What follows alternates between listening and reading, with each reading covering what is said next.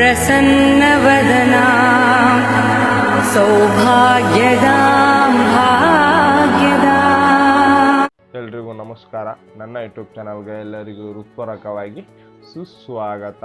ಇವತ್ತಿನ ಶ್ಲೋಕ 11ನೇ ಶ್ಲೋಕ ಆಗಿರುತ್ತೆ. ಇವತ್ತಿನ ಶ್ಲೋಕ ಹೇಳುತ್ತೆ, ನಮಗೆ ಭಗವಂತ ಯಾವ ರೂಪದಲ್ಲಿ ನಮಗೆ ಕಾಣಿಸ್ಕೊಳ್ಳಬೇಕು ಮತ್ತು ಭಗವಂತನು ನಾವು ಅವರನ್ನೊಡನೆ ಧ್ಯಾನ ಮಾಡುತ್ತಾ ಭಗವಂತನಿಗೆ ಒಂದು ಒಳ್ಳೆಯ ಉದ್ದೇಶದಿಂದ ನಾವು ಅವರಿಗೆ ಒಂದು ಪ್ರೀತಿ ಗೌರವ ಮತ್ತು ನಾವು ಯಾವ ಥರ ದಿನನಿತ್ಯವಾಗಿ ನಾವು ಯಾವ ಥರ ಗೌರವ ಕೊಡ್ತೀವಿ, ಯಾವ ಥರ ಪ್ರೀತಿ ಕೊಡ್ತೀವಿ ಮತ್ತು ಯಾವ ಥರ ನಮ್ಮ ನೊಡನೆ ಇರುವ ಜೀವನವನ್ನು ಇನ್ನೊಬ್ಬರಿಗೆ ಆಗಲಿ ಯಾರಿಗೇ ಆಗಲಿ ಅವರನ್ನೊಡನೆ ಯಾವ ಥರ ಇರ್ತೀವಿ, ಭಗವಂತನು ನಮಗೆ ಯಾವ ರೂಪದಲ್ಲಿ ಕಾಣಿಸ್ಕೊಳ್ಬೇಕು ಅಂತ ನಾವು ಬಯಸ್ತೀವಿ, ಅದೇ ರೀತಿಯಾಗಿ ನಮಗೆ ಕಾಣಿಸ್ಕೊಳ್ಳೋಕ್ಕೆ ಯಾವ ರೀತಿ ಬರ್ತಾರೆ ಅಂತ ಇವತ್ತಿನ 11ನೇ ಶ್ಲೋಕದಲ್ಲಿ ನಮಗೆ ಸಂಪೂರ್ಣವಾಗಿ ತಿಳಿಸಿದ್ದಾರೆ.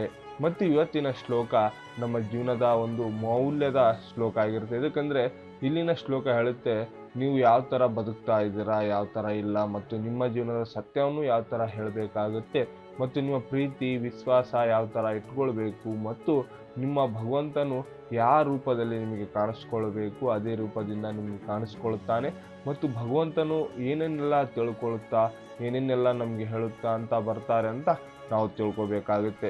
ಮತ್ತು ಭಗವಂತನು ಅಂತ ಬಂದಾಗ ನಾವು ಏನನ್ನೆಲ್ಲ ಕೇಳ್ತೀವಿ ಅಂದರೆ, ನಮಗೆ ವರ ಕೊಡು, ಅದು ಕೊಡು, ನಮಗೆ ಅಷ್ಟೆಲ್ಲ ಆಸ್ತಿ ಅಂತಸ್ತು ಕೊಡು ಅಂತ ನಾವು ಈ ಥರವನ್ನು ಬೇಡಿಕೆಗಳನ್ನು ನಾವು ಭಗವಂತಲ್ಲಿ ಇಡ್ತೀವಿ. ಭಗವಂತನು ನಮಗೆ ಏನನ್ನೆಲ್ಲ ಬಯಸುತ್ತಾನೆ ಅಂದರೆ, ನೀವು ಗೌರವ ಕೊಡಿ, ಒಳ್ಳೆ ಪ್ರೀತಿಯಿಂದ ಇರಿ, ಒಳ್ಳೆ ಸ್ನೇಹಿತರದಿಂದ ಇರಿ, ಮತ್ತು ನಿರಂತರವಾಗಿ ನನ್ನ ಧ್ಯಾನ ಮಾಡಿ, ನಿಮಗೆ ಒಳ್ಳೆಯ ಜೀವನದ ಒಂದು ಸಂದೇಶ ನಿಮಗೆ ಕೊಡುತ್ತೇನೆ ಅಂತ ಶ್ರೀಕೃಷ್ಣ ಪರಮಾತ್ಮ ನಮಗೆ ತಿಳಿಸಿದ್ದಾರೆ.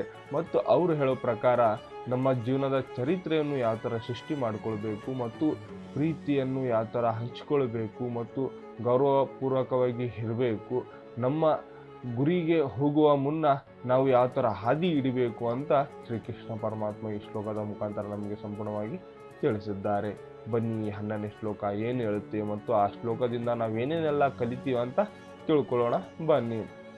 ಈ 11ನೇ ಶ್ಲೋಕ ಹೇಳುತ್ತೆ, ಯಾತಂ ಪ್ರಬದ್ಯಾನಿತೆ ತಂ ಸರ್ವತೈವ ಭಜಂ ಹಂ ಮಮ ವರ್ತನೆ ಮನುಷ್ಯಂ ಪಾರ್ಥ ಸರ್ವಶಂ. ಇದರ ಅರ್ಥ ಏನಂದರೆ, ಯಾರು ನನಗೆ ಹೇಗೆ ಶರಣಾಗುತ್ತಾರೋ ಹಾಗೆ ನಾನು ಅವರಿಗೆ ಅನುಗ್ರಹಿಸುತ್ತೇನೆ. ಪಾರ್ಥನೆ, ಎಲ್ಲರೂ ಎಲ್ಲ ರೀತಿಯಲ್ಲೂ ನನ್ನ ಮಾರ್ಗವನ್ನೇ ಅನುಸರಿಸುತ್ತಾರೆ. ಅಂದರೆ ಶ್ರೀಕೃಷ್ಣ ಪರಮಾತ್ಮ ತಿಳಿಸ್ತಾ ಇದ್ದಾರೆ, ಎಲ್ಲರಿಗೂ ಸಹ ನಾನು ಅವರ ದೃಷ್ಟಿಕೋನದಿಂದ ಯಾರು ನನಗೆ ಶರಣ ಆಗ್ತಾರೆ ಅಂದರೆ ಶ್ರೀಕೃಷ್ಣ ಪರಮಾತ್ಮ ಅಂದರೆ ಅವರನ್ನೊಡನೆ ಯಾವ ಥರ ಆಗ್ತಾರೆ, ಅವರ ಶರಣು ಅಂದರೆ ಅವರನ್ನೊಡನೆ ಯಾವ ಥರ ಅವರಿಗೆ ಒಂದು ಶ್ರೀಕೃಷ್ಣ ಪರಮಾತ್ಮಗೆ ನಾನು ಈ ಥರ ಶರಣ ಆದೆ ಅಂದರೆ ಧ್ಯಾನ ಮುಖಾಂತರ ಶರಣ ಆದೆ, ಅವರ ಒಂದು ಭಜನೆಯಿಂದ ಶರಣ ಆದೆ, ಅವರಿಂದ ಒಂದು ಭಕ್ತಪೂರ್ವಕವಾಗಿ ಶರಣ ಆದೆ ಮತ್ತು ಭಕ್ತಿಯಿಂದ ಶರಣ ಆದೆ ಅಂದರೆ ಈ ಥರ ಶರಣಗಳು ಇರ್ತಾವೆ. ಅಂದರೆ ಶ್ರೀಕೃಷ್ಣ ಪರಮಾತ್ಮ ಹೇಳ್ತಾ ಇದ್ದಾರೆ, ನಾನು ಇವರು ಸಹ ಯಾವ ಥರ ಆಗಿದ್ದಾರೆ ಹಾಗೆ ನಾನು ಆಗ್ತೀನಿ, ಅವರ ದೃಷ್ಟಿಕೋನದಲ್ಲಿ ನಾನು ಹೇಗೆ ಕಾಣಿಸುತ್ತೇನೋ ಹಾಗೆ ಅವರ ದೃಷ್ಟಿಯಲ್ಲಿ ನಾನು ಕಾಣಿಸಿಕೊಳ್ಳುತ್ತೇನೆ. ಅವರು ನಿರಂತರವಾಗಿ ಪ್ರಯತ್ನ ಮಾಡ್ತಾನೆ ಇರಬೇಕು ಮತ್ತು ಮುಂದಿನ ದಿನಗಳಲ್ಲಿ ಅವರಿಗೆ ಶ್ರೀಕೃಷ್ಣ ಪರಮಾತ್ಮ ಭಕ್ತನಾಗಿದ್ದೇನೆ ಅನ್ನೋ ಒಂದು ಉದ್ದೇಶ, ಒಳ್ಳೆಯ ಉದ್ದೇಶ ಇರಬೇಕು. ಮತ್ತು ಶ್ರೀಕೃಷ್ಣ ಪರಮಾತ್ಮ ಎಲ್ಲರಿಗೂ ಸಹ ಒಂದು ಉದ್ದೇಶಪೂರ್ವಕವಾಗಿ ಒಂದು ರಹಸ್ಯದ ಉದ್ದೇಶದಿಂದ ಇರಬೇಕು ಮತ್ತು ಅವರನ್ನೊಡನೆ ಯಾವ ಥರ ಶರಣಾಗಿದ್ದಾರೆ ಮತ್ತು ಅವರ ಪ್ರಯತ್ನ ಯಾವ ಥರ ಇರುತ್ತೆ ಮತ್ತು ಯಾವುದೋ ಒಂದು ಒಳ್ಳೆಯ ಗುರಿಯಿಂದ ಬದುಕ್ತಾ ಇರ್ತಾರೆ, ಆ ಗುರಿಗೆ ನಾನು ಸಪೋರ್ಟ್ ಮಾಡ್ತೀನಿ. ಅಂದರೆ ನಾವೇನೋ ಒಂದು ತಪ್ಪು ಹಾದಿ ಆಗಲಿ ಏನೇ ಆಗಲಿ ಅದರ ಬಗ್ಗೆ ನಮಗೆ ಒಂದು ಜ್ಞಾನ ಇಲ್ಲದಿರುವಾಗ ಆ ಜ್ಞಾನ ಯಾವ ಥರ ನಾವು ಇಟ್ಕೊಳ್ಬೇಕು ಅಂತ ಶ್ರೀಕೃಷ್ಣ ಪರಮಾತ್ಮ ಬಂದಾಗ ಅವಾಗ ಆ ಒಂದು ರೂಪದಲ್ಲಿ ಬಂದು ನೀ ಈ ಥರ ಕಲಿ, ಈ ಥರ ಕಲಿತ್ರೆ ನಿನ್ನ ಭವಿಷ್ಯವನ್ನು ನೀನು ಉಜ್ವಲ ಮಾಡ್ಕೋಬೋದು ಅಂತ ಶ್ರೀಕೃಷ್ಣ ಪರಮಾತ್ಮನೇ ಸಹ ಬಂದು ಹೇಳ್ತಾನೆ. ಮತ್ತು ಆವಾಗ ನಮ್ಗೆ ಏನು ಅನಿಸುತ್ತೆ, ಯಾರೋ ಬಂದು ಹೇಳಿದರು, ದೇವರು ಬಂದು ಹೇಳ್ದಂಗಾಯಿತು, ನನ್ನ ಜೀವನ ಇಲ್ಲಿಗೆ ಒಂದು ಒಳ್ಳೆ ದಾರಿ ಹಿಡ್ದಂಗಾಯಿತು ಅಂತ ನಾವು ಭಾವಿಸ್ತೀವಿ.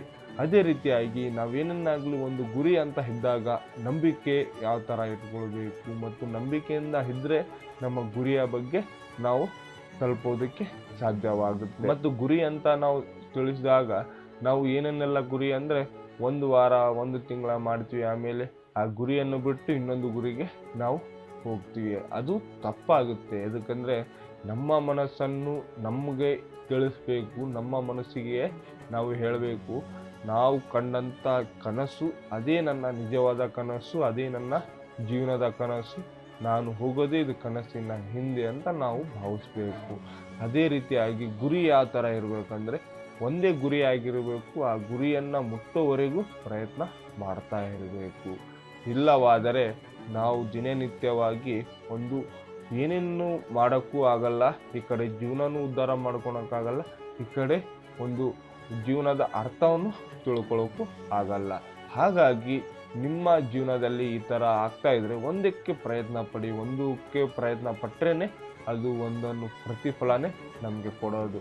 ಎಲ್ಲನೂ ನಾವು ಪ್ರಯತ್ನ ಪಟ್ಟರೆ ಅದು ಯಾವತ್ತಿಗೂ ಯಶಸ್ವಿ ಕೊಡಲ್ಲ ಅಂತ ಶ್ರೀಕೃಷ್ಣ ಪರಮಾತ್ಮ ಈ 11ನೇ ಶ್ಲೋಕ ಮುಖಾಂತರ ನಮಗೆ ತಿಳಿಸಿದ್ದಾರೆ. ಒಂದು ಸಣ್ಣದಾಗಿ ಒಂದು ಉದಾಹರಣೆ ಯಾವ ಥರ ನಾವು ಇರಬೇಕು ಮತ್ತು ಯಶಸ್ವಿಗೆ ಯಾವ ಥರ ಬದುಕಬೇಕು ಅಂತ ಒಂದು ನಿಮಗೆ ಶ್ರೀಕೃಷ್ಣ ಪರಮಾತ್ಮ ಒಂದು ಪಾಯಿಂಟ್ಸ್ ಮುಖಾಂತರ ನಿಮಗೆ ತಿಳಿಸ್ತೀನಿ, ತಿಳ್ಕೊಳ್ಳೋಣ ಬನ್ನಿ. ನಿಮ್ಮ ಜೀವನದ ಯಶಸ್ವಿ ಅಥವಾ ನೆಮ್ಮದಿ ನಿಮ್ಮ ಭಾವ ಮತ್ತು ಪ್ರಯತ್ನದ ಮೇಲೆ ಅವಲಂಬಿತವಾಗಿದೆ. ನೀವು ಜೀವನವನ್ನು ಸಾಕ್ಷಾತ್ಕಾರವಾಗಿ ಅಪ್ಪಿಕೊಂಡರೆ ಜೀವನವು ನಿಮ್ಮನ್ನು ಅಷ್ಟೇ ಸಾಕ್ಷಾತ್ಕಾರವಾಗಿ ನಡೆಸಿಕೊಳ್ಳುತ್ತದೆ. ಅಂದರೆ ನಾವು ಯಾವ ಥರ ಪ್ರಯತ್ನ ಪಡ್ತೀವಿ, ನಾವು ಯಾವ ಥರ ಗೌರವತರವಾಗಿರ್ತೀವಿ ಮತ್ತು ಯಾವ ಥರ ನಮ್ಮ ಜೀವನದ ಒಂದು ಅತ್ಯಂತ ಅಮೂಲ್ಯವಾದ ಒಂದು ಸಮಯವನ್ನು ಕೊಡ್ತೀವಿ ಮತ್ತು ನಮಗೆ ಏನೇನೆಲ್ಲ ಬೇಕು ಮತ್ತು ನಿಮಗೆ ಭಾವ ಗೌರವ ಎಲ್ಲ ಥರದ ಬೇಕಂದರೆ ಸಾಕ್ಷಾತ್ಕಾರವಾಗಿ ನೀವು ಯಾವ ಥರ ಅವಲಂಬಿತವಾಗ್ತೀರಿ ಅದೇ ರೀತಿಯಾಗಿ ನಿಮ್ಮ ಜೀವನವನ್ನು ಸಹ ಅವಲಂಬಿತವಾಗಿ ನಂಬಿಕದ ಅವಲಂಬಿತವಾಗಿ ಸದಾಕಾಲ ಹಿಂಗೆ ಹೋಗುತ್ತೆ. ಆವಾಗ ಮಾತ್ರ ನಮ್ಮ ಜೀವನವನ್ನು ಒಂದು ಉದ್ದೇಶದಿಂದ ಕೂಡಿದೆ ಅಂತ ನಮಗೆ ತಿಳಿಯುತ್ತೆ.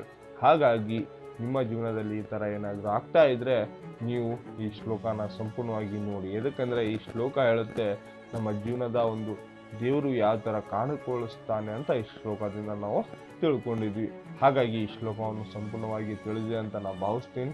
ಮತ್ತು ನನ್ನ ಚಾನೆಲ್ನ ನೀವು ಸಬ್ಸ್ಕ್ರೈಬ್ ಮಾಡಿಲ್ಲ ಅಂದರೆ ಸಬ್ಸ್ಕ್ರೈಬ್ ಮಾಡಿ. ಇನ್ನಷ್ಟು ಶ್ಲೋಕಗಳು ಮುಂದಿನ ದಿನಗಳಲ್ಲಿ ನಿಮ್ಮ ಜೀವನದ ಅಮೂಲ್ಯವನ್ನು ಯಾವ ಥರ ಬದಲಾವಣೆ ಮಾಡ್ಕೊಳ್ಬೇಕಂತ ಮುಂದಿನ ಶ್ಲೋಕದಲ್ಲಿ ನಾನು ನಿಮಗೆ ತಿಳಿಸ್ತಾ ಬರ್ತೀನಿ. ಮತ್ತು ಇವತ್ತಿನ ಶ್ಲೋಕ ನಾನು ಇಲ್ಲಿ ಮುಕ್ತಾಯಿಸೋಕ್ಕಿಂತ ಮೊದಲು ಒಂದು ಶ್ರೀಕೃಷ್ಣ ಪರಮಾತ್ಮನ ಜಪ ಮಾಡೋಣ ಬನ್ನಿ.